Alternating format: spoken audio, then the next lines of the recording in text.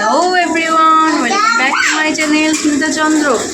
এই যে দেখো, এই নিয়ে তখন তাতে নামলেন আর ঋষির বান্ধবী চলে এসছে সকাল সকাল খেলতে।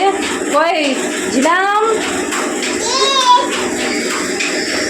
তো আজকে যা ঠান্ডা লেগেছে আমার ভালোই হচ্ছে না, তো আজকে ভাবছি একটু কালী মন্দিরে পুজো করাতে যাব। তো চলো দেখা যাক ব্লগটা। এই তো উঠছি, চুপ কর না। তো যখন যাব তখন তোমরা দেখতেই পাবে। তো চলো তাড়াতাড়ি চান করে নিই, ঘরগুলো একটু মোছামুছি করে নিই। এই যে দেখো খেপা মায়ের মন্দির, এটা এখানে পুজোর সময় বলি দেওয়া হয়।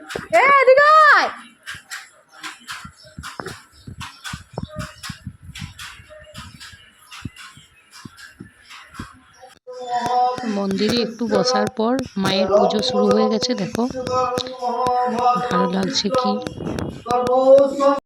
এটা পুজো করে ফেরার পথে কিন্তু আমার লজ্জা লাগে রাস্তায়। তাড়াতাড়ি যেহেতু চান করে পুজো দিতে গেছিলাম, তো তাড়াতাড়ি পুজো হয়ে গেছে, চলে এসেছি। এখন 10:30 বাজছে।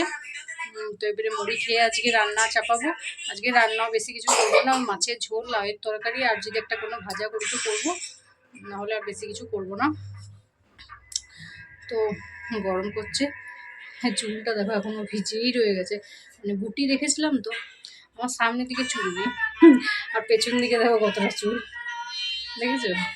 কিন্তু চুলটা কোনোদিনও তো পার্লার যায়নি, পার্লারে গেলে হয়তো একটু মানে হেয়ার স্পা আরে করালে বেশ চুলটা বেশ ভালো থাকে।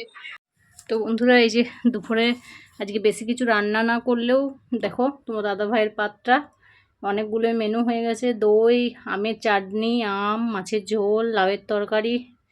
আর এই যে আমি ভাতের মধ্যেই সব কিছু নিয়ে নিই, আমার বাটি ঘটি ভালো লাগে না। আর দইটা যতটুকু ছিল এই পুরো বড় বাটিটাই সেই জন্য নিয়ে নিয়েছি। তো দুপুরে খাওয়া দাওয়া করে নিই, পরে আবার তোমাদের সাথে কথা হবে। তো একটু ভেবেছিলাম যে শাড়িও মোটামুটি পরা হয়েছিল, বের করে নিয়েছিলাম, পরে নিয়েছিলাম। তো ভেবেছিলাম ঋষির অনেকদিন থেকে ঠান্ডা লেগে গেছে, কাশি হচ্ছে, একটু যাব ডাক্তার দেখাতে যাব। কিন্তু যেই শাড়িটা পরেছি দেখছি যে বৃষ্টি নেমে গেছে। তো কী করবো বলো, আর আবার ছেড়ে নিলাম।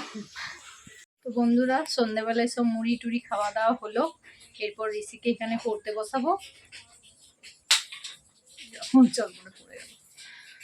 তো ঋষি তো এত দুষ্টু হয়েছে, সারাদিন ফোন ঘাটা, পড়তেই চায় না। তো না, তো একবার করে না বসালে, প্র্যাকটিস না করলে হয় বলো?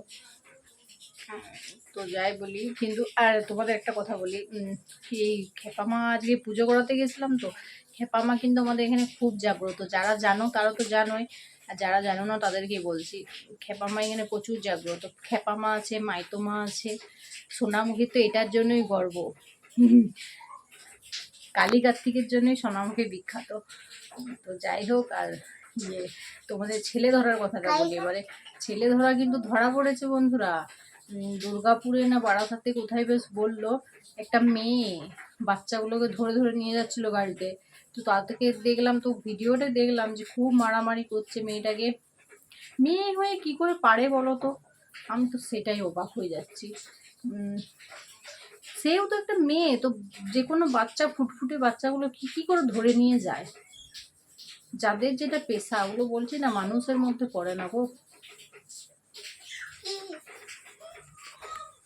ঋষি কি বলবে? কিছু বলবে তুমি?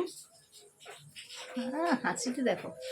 তো বন্ধুরা চলো, আমার বকবক, চুপ করো, আমার বকবক আজকের মতো এখানে শেষ করছি। তোমরা সবাই খুব খুব খুব ভালো থেকো, সুস্থ থেকো, বাড়ির সবাই খেয়াল রেখো। বল, জোরে বলো, কি বলছো জোরে বলো।